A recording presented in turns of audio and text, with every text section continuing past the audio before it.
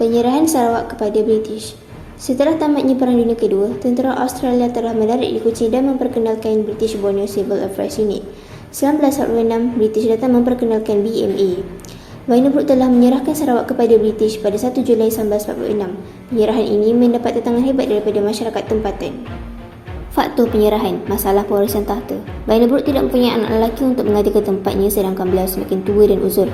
Beliau juga enggan melantik Anthony Brooke untuk menggantikan tempatnya. Desakan kerajaan British. Pihak Berjabatan Raja Jahan mendesak Vandenbroek memberikan kuasa yang lebih luas kepada British untuk meluaskan penguasaannya di Sarawak. Masalah kewangan. Vandenbroek menghadapi masalah kewangan untuk memulihkan dan membangunkan Sarawak selepas Perang Dunia Kedua. Proses penyerahan. Berjabatan Raja Jahan mengutus surat kepada Vandenbroek meminta beliau menandatangani surat perjanjian dengan George Henry Hall, Setiausaha Tanah Jajahan. Vandenbroek kemudian menghantar Gerard T. McBrien bagi mendapatkan persetujuan daripada ketua tempatan. Gerard T. McBrien pulang ke England bersama dengan dokumen yang ditangani oleh ketua tempatan Sarawak, namun penyerahan itu dibuat tanpa pengetahuan rakyat Sarawak. Kerajaan British kemudian mengarahkan Vandenbroek mendapatkan kelulusan Majlis Negeri dan persetujuan rakyat Sarawak terlebih dahulu. Kemudian mereka menghantar juga Gammons dan Rhys William iaitu ahli parlimen mereka untuk membuat tinjauan.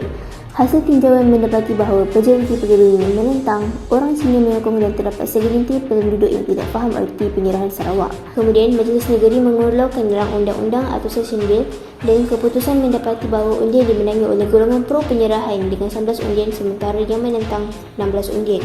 Akhirnya Sarawak menjadi tanah jajahan British. Reaksi penduduk tempatan. Terdapat penduduk yang menyokong dan menentang penyerahan Sarawak. Faktor penentangan. Tindakan Vandenbroek bertentangan dengan Perlembagaan 1941.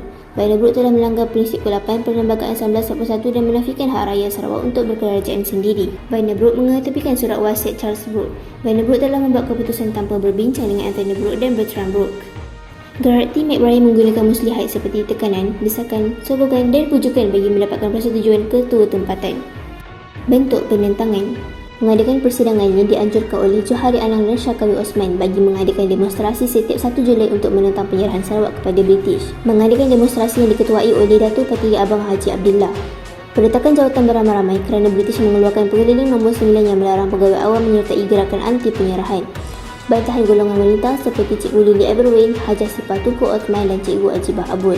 Menggunakan akhbar seperti Utusan Sarawak sebagai saluran untuk menyebarkan tentangan terhadap penyerahan Sarawak. Menulis surat bantahan. PPM menghantar surat bantahan kepada kerajaan British di London bagi menyatakan bantahan mereka terhadap penjajahan Sarawak. Penubuhan Rukun 13 yang dipimpin oleh Awang Ramli, Bujang Suntong dan Moshidi Sidik. Terdapat juga peristiwa sukit berdarah di mana Rosli Dobi telah menikam Duncan Stewart. Bagi pihak yang menyokong pula, faktor penyokongan adalah memajukan negeri, memajukan penduduk tempatan dan memberikan peluang pekerjaan dalam perkhidmatan awam.